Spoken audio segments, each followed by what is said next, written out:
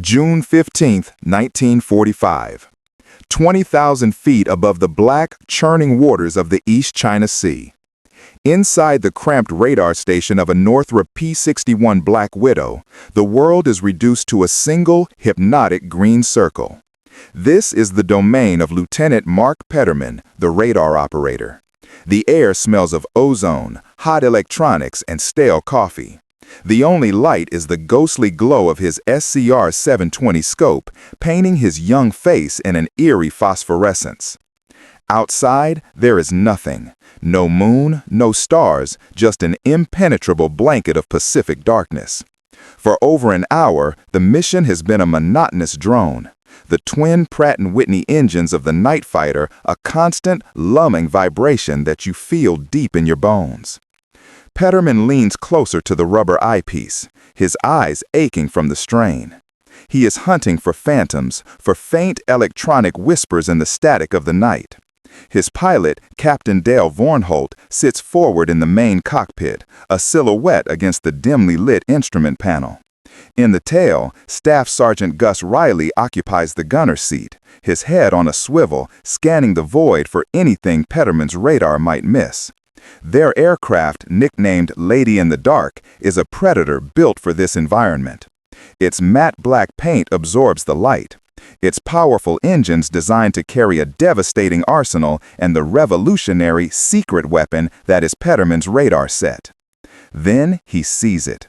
A flicker, a tiny luminous moth wing beat on the very edge of the scope's range. It appears, then vanishes. See return? A glitch? He adjusts the gain, his fingers moving with practiced delicacy. The hum of the inverter changes pitch slightly. He holds his breath. There it is again, a single, solid blip. It's faint, but it's tracking. It's real. He keys the intercom, his voice a low crackle in the headsets of the other two crewmen. Scope to pilot. I have a possible bogey. Range 75 miles, bearing 030. Angels 20, looks like they're level with us. Up front, Captain Vornholt's posture straightens. The boredom evaporates, replaced by a cold, sharp focus. He is a veteran of a dozen night intercepts, a man who trusts his RO's instincts implicitly. His voice is calm, a stark contrast to the thrumming tension now filling the cockpit. Copy, Scope. 75 miles is a long way out. Are you sure it's not a friendly? Negative, Captain, Petterman replies, his eyes still glued to the scope. No IFF squawk. Signal is weak, but it's steady now.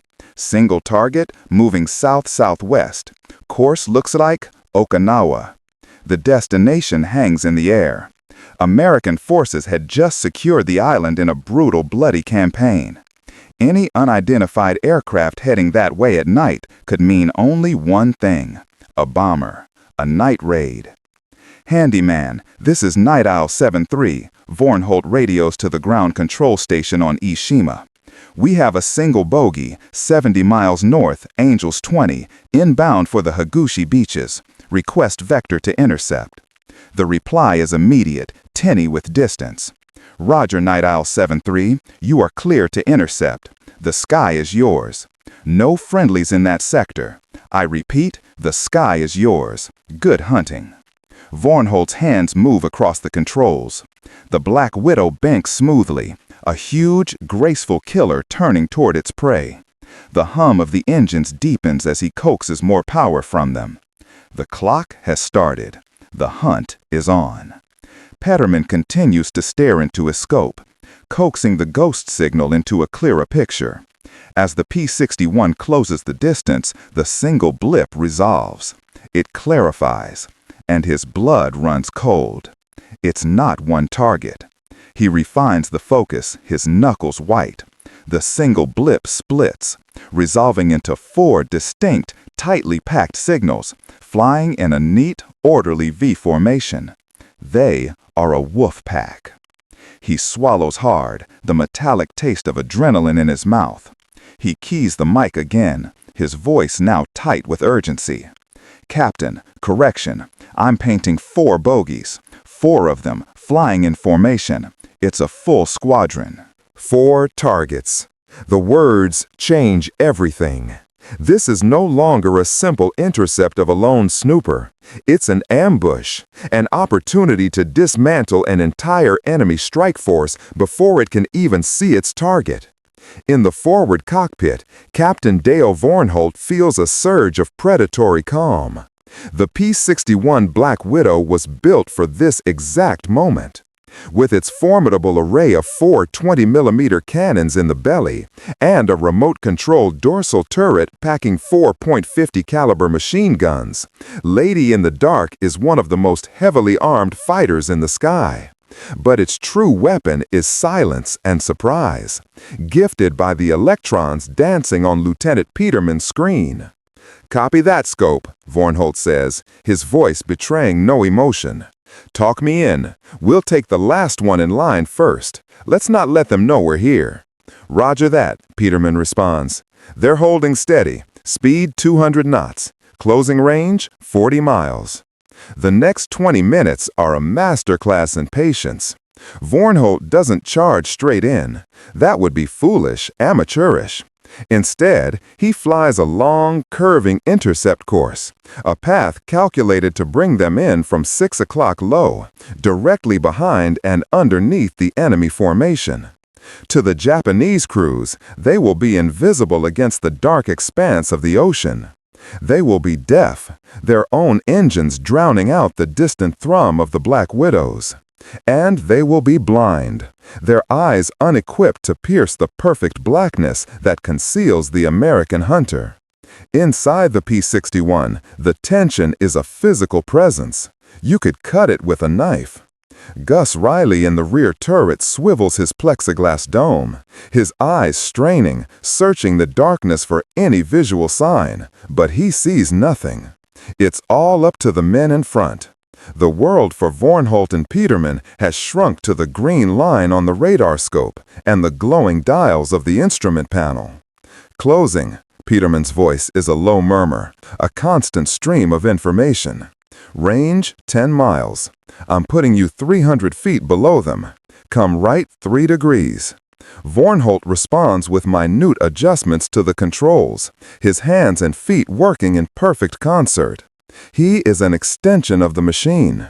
The big fighter obeys his every command, a silent, deadly instrument in the hands of a surgeon. 5 miles, they're still in perfect formation, no idea we're here. Peterman's voice is tight. "Easy now, Captain. You're coming up right behind the straggler." "I'm throttling back," Vornholt says, easing the power. "The goal is to match their speed perfectly, to become their shadow." "Any visual yet, Gus?" "Negative, Captain," Riley reports from the back. "This is like hunting in a coal mine. Range 1 mile, 4,000 feet, 3,000, 2,000. He's reading the returns like a book. The bomber is a clear, bright splash on his scope now. Steady, steady. He's directly ahead. Your nose is pointed right at his tail. 800 yards. Vornholt leans forward, his gaze fixed on the blackness ahead. For a long moment, there is nothing. Then, a shape emerges from the void. It's a faint disruption in the starfield, a blocky silhouette with 2 long wings and a distinctive glasshouse nose. A Mitsubishi G4M, a Betty bomber. A notoriously fragile aircraft, known to American pilots as the one-shot lighter for its tendency to erupt in flames. "Visual contact," Vornholt's voice is a whisper. "I have the bogey." He flicks a switch on his control column, arming the 4 M2 cannons in the aircraft's ventral bay. He will not use the turret.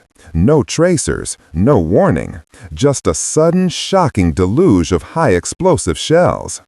"Range 400 yards, Peterman confirms. "It's all yours, Captain." Vornholt's thumb hovers over the trigger.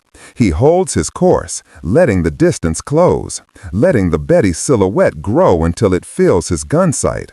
300 yards, 250. The range is perfect. He squeezes the trigger. There is no screeching roar of machine guns.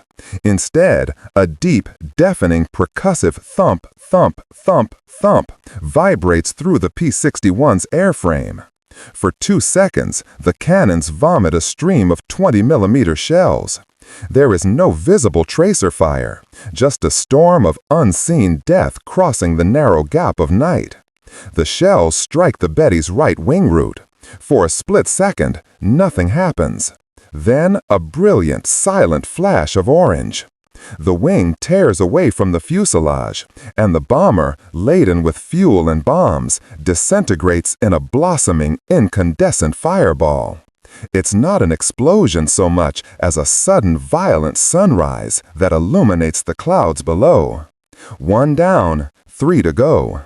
Ahead of the fireball, the other Japanese bombers fly on, oblivious.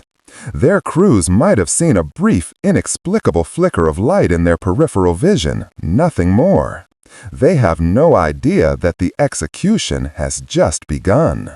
In the cockpit of the lead bomber, Lieutenant Commander Goro Hashimoto scans his instruments. A flicker of light, far behind him? He dismisses it. Lightning, perhaps, from a distant squall. His mission is to maintain course, speed, and above all, radio silence. He trusts his men. The formation is solid. He glances out at the bomber on his wing, a dark shape against a slightly less dark sky. Its navigation lights are off, its crew disciplined. Everything is normal. He has no way of knowing that his rear guard, the aircraft piloted by Ensign Tanaka, is no longer there. It has ceased to exist, atomized in a flash of American cannon fire. Back in the P-61, there is no celebration, only cold, methodical process. Target destroyed, Vornholt states flatly into the intercom. Scope, give me the next one. He banks the Black Widow away from the fading embers of their first victim, the wreckage now spiraling down into the dark ocean thousands of feet below. He begins a gentle climb, repositioning the fighter to repeat the exact same maneuver. This is the core of their deadly tactic. Approach from the lowest and most rearward blind spot, strike with overwhelming, traceless firepower, and then melt back into the darkness before the enemy can react. The Japanese crews are flying with 1941 tactics into a 1945 technological buzzsaw. They believe the night is their shield. They don't know that for the crew of the P-61, the night is a flood-lit arena. Next target acquired, Peterman reports, his voice steady. The initial adrenaline has been replaced by a focused intensity. He's the new tail of the formation. Looks like they're tightening up a bit. Maybe they got spooked. Doesn't matter, Vornholt says. They can't see us. Bring us in again. Same approach. The deadly ballet begins once more. The Black Widow arcs through the sky, a ghost of metal and wire. Its crew entirely dependent on the electronic impulses interpreted by Peterman. For the Japanese bomber crews, the minutes tick by. The coast of Okinawa is drawing closer. Their thoughts are on the target, on the anti-aircraft batteries they expect to face, on the mission's success. The last thing on their minds is an attack from a clear, empty sky behind them. Imagine their state of mind. You are suspended in darkness, the drone of your own engines a comforting cocoon. You are part of a team, a spear tip aimed at the heart of the enemy. You feel secure in your numbers, safe under the cloak of night. Your greatest fear is ground fire or a chance encounter with a searchlight. The idea of a single aircraft stalking you, picking you off one by one with technology you cannot comprehend, is not just improbable, it's impossible. It belongs in the realm of fiction. Range, 2 miles, Peterman's voice cuts through the low hum of the cockpit. Angle is good. You're coming up perfectly, Captain. They haven't changed course or speed. Copy, Vornholt replies. He eases the throttles back again, matching the bomber's pace.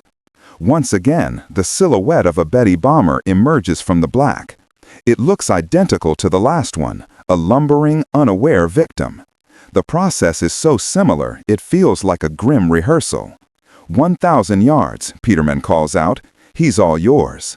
Vornholt centers the dark shape in his gun sight. He is closer this time, more confident. His thumb finds the trigger. Again, the deep, gut-shaking thump, thump, thump of the cannons. The result is just as swift, just as final. The 20mm shells tear into the Betty's fuselage, right behind the wing. A chain reaction of stored fuel and ordnance ignites. The second bomber vanishes in a flash of white-hot light, even brighter than the first. Shards of burning metal, flung outwards by the force of the blast, streaked through the night like miniature comets. A piece of shrapnel pings loudly off the P-61's armored windscreen, making Vornholt flinch. Now there is no mistaking it. 2 of their planes have vanished. In the lead bomber, Hashimoto sees the second explosion clearly. It's not lightning. It's not engine failure. It is an attack. Panic flashes through his mind. From where? There was no tracer fire, no warning. He grabs his radio microphone, breaking protocol, his voice strained with a terror he cannot comprehend. All aircraft, evasive action. We are under attack. Scatter, scatter now. On the American frequency, a translator listening in relays the message. In the P-61, Vornholt hears the frantic Japanese chatter. The game has changed. The herd is spooked. The slow, methodical execution is over. Now it is a hunt. Chaos erupts in the sky. The 2 remaining Japanese bombers, piloted by men gripped with a primal fear of the unknown, break formation violently. One pilot, desperate to escape, pushes his aircraft's nose down, diving for the relative safety of the low altitudes, hoping the dark sea will hide him. The other, Lieutenant Commander Hashimoto in the lead plane, yanks his controls back, pulling his Betty into a steep, straining climb, seeking the thinner air of the upper altitudes. It's a panicked, instinctual reaction, fight or flight. They chose flight, in opposite directions. For Captain Vornholt, this is the critical moment. The tidy formation is gone. He has 2 targets, fleeing in terror. He cannot pursue both. He must choose. "Scope, which one do we take?" he snaps into the intercom. "The climber is the butter target," Peterman answers instantly. "He's silhouetted against the stars. The diver is heading for the deck. He'll be lost in sea clutter any second." The decision is made. Vornholt slams the throttles forward. The P-61's 2 massive engines roar to life, the aircraft leaping forward with surprising agility. He pulls back on the stick, and the heavy night fighter claws its way upward, chasing the fleeing bomber. This is no longer a stealthy stalk. It is a raw pursuit. The cat has revealed itself, and the mouse is running for its life. Aboard Hashimoto's bomber, fear is a living thing. The rear gunner, a boy of no more than 19, swivels his 7.7mm machine gun, spraying bursts of fire wildly into the blackness behind them. His tracers stitch across the empty night, revealing nothing, finding nothing. He is shooting at a ghost. He can't see the massive black shape of the P-61 effortlessly gaining on them, its form blending perfectly with the dark. "He's pulling away, Captain," Gus Riley reports from the turret, his voice tense. "But we're closing the gap." "I see him," Vornholt says, his eyes locked on the faint shape ahead. The Betty is not a fast aircraft, and in a climb, it's sluggish. The Black Widow, a thoroughbred fighter in a bomber's body, is in its element. The distance shrinks rapidly, 1,000 yards, 800, 600. Hashimoto's gunner is still firing blindly, his tracers zipping harmlessly beneath the P-61. Vornholt ignores them. He is focused, his mind calculating angles and speeds. This won't be a simple tail-on shot. The Betty is climbing and turning. He needs to lead the target. He nudges the rudder, skidding the P-61 slightly to the side to get the proper deflection angle. He is aiming not at the plane, but where the plane will be in 1 second. He can see the faint blue flames from the Betty's engine exhausts. The image is crystal clear in his gun sight. At 400 yards, he fires. The 20mm cannons erupt again. This time, the stream of shells doesn't strike the fuselage. They walk directly across the bomber's left wing, stitching a deadly line from the wingtip to the root. For a horrifying moment, the bomber continues its climb, seemingly unharmed. Then, with a groaning tear of metal, the entire wing folds upwards and rips away from the aircraft.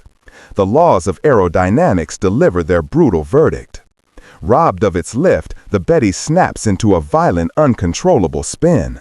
It cartwheels through the sky, a broken toy trailing smoke and fire, before beginning its long final plunge toward the sea.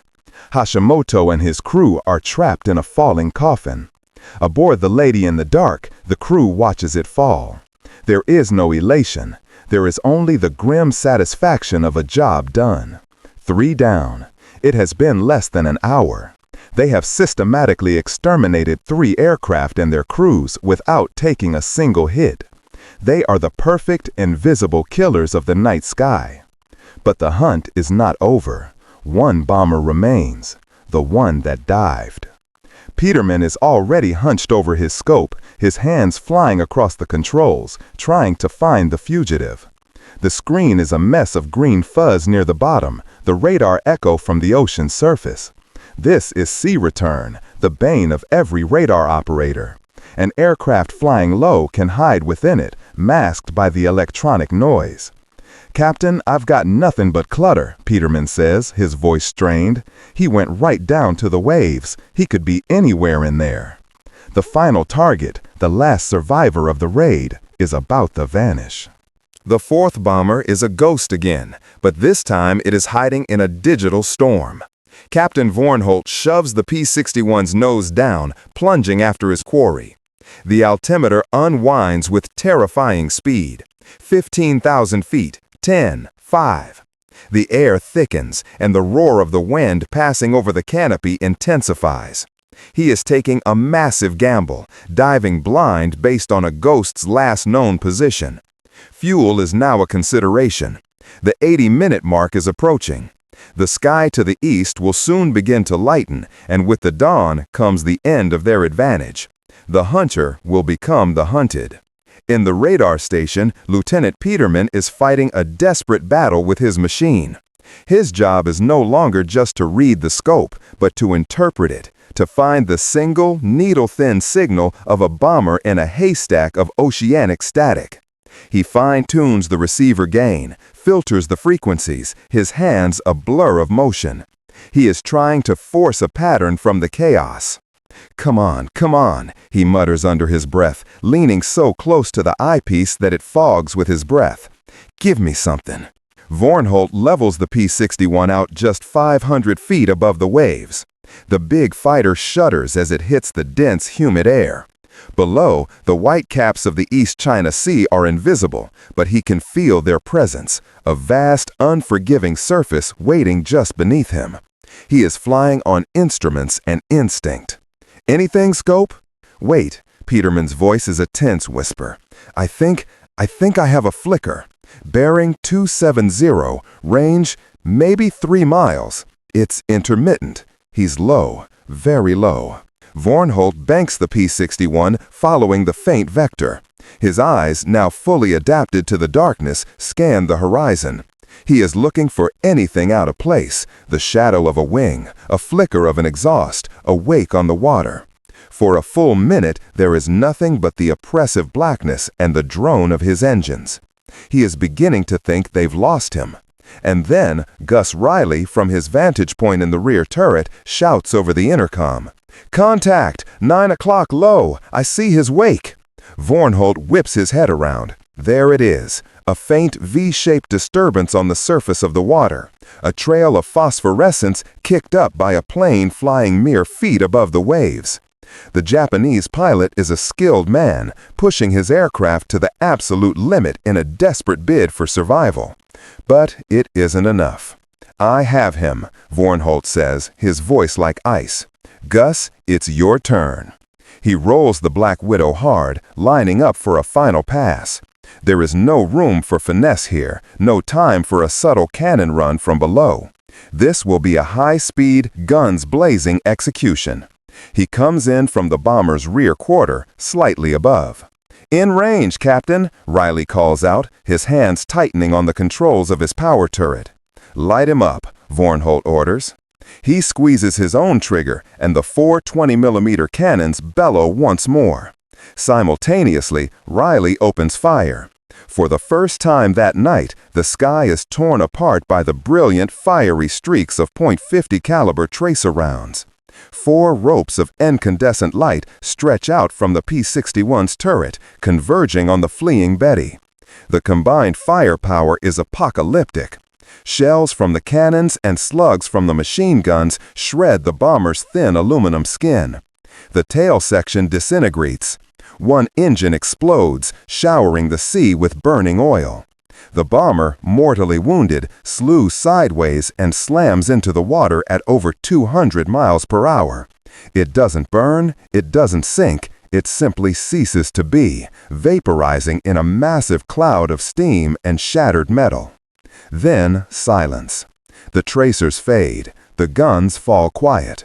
The only sound is the steady rhythm of the Black Widow's engines. Vornholt circles the spot once. There is nothing to see. No wreckage, no survivors. Just the dark, empty sea. 4 bombers, intercepted and destroyed. An entire enemy raid annihilated by a single American aircraft. The 80 minutes of terror were over. He banks the Lady in the Dark east toward the first faint hint of dawn on the horizon. The crew is exhausted, running on adrenaline and grim satisfaction. They had not engaged in a dogfight. They had performed a technological massacre. On this night, they had proven that with the advent of airborne radar, the sanctuary of darkness was gone forever. For their enemies, the night no longer offered cover. It only offered a new and more terrible kind of hunter. The P-61 Black Widow, a predator of wire and lightning, now ruled the sky.